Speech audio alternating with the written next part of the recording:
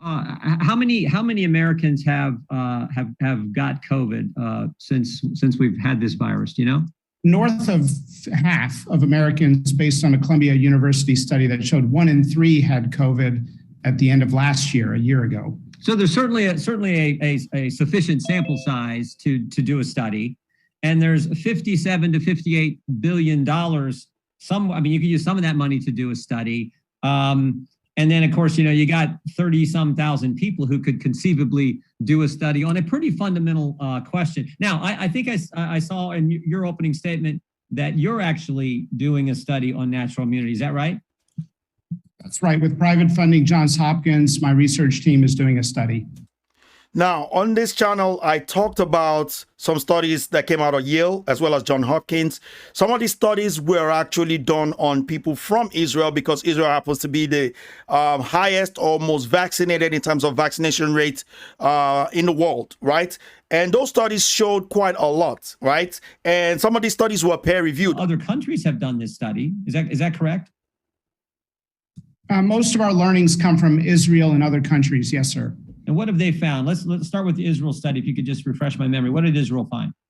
The Israel study is the largest study done worldwide, and it found that natural immunity adjusted for age and comorbidity is 27 times more effective than vaccinated immunity.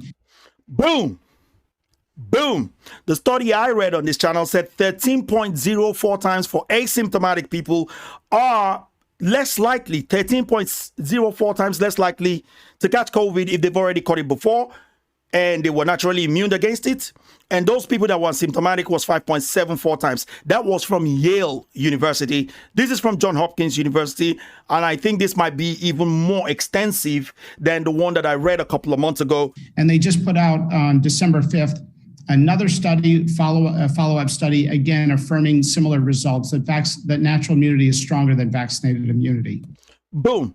But the funny thing is that I also talked about CDC on this channel, giving you the exact opposite of that result. CDC were saying that people that were naturally immune were 2 times more likely to get the coof as compared to people who were jabbed. But the scientists in our government at CDC and NIH, they don't account for that. They don't talk about that. What do they say about that study? They never talk about it unless asked. But I would say that they are doing worse than being absent on the topic. They are undermining natural immunity through 2 studies that the CDC did that are so flawed, that are so poorly put together. Honestly, they would not qualify for a 7th grade science fair. The results cannot be derived from the data. And it's a disgrace that those 2 studies were put out because it undermines the larger body of science. I'm really criticizing science because I represent science.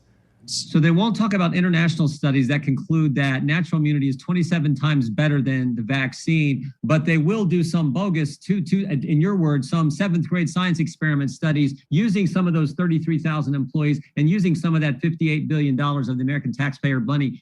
They will do that. Is that fair?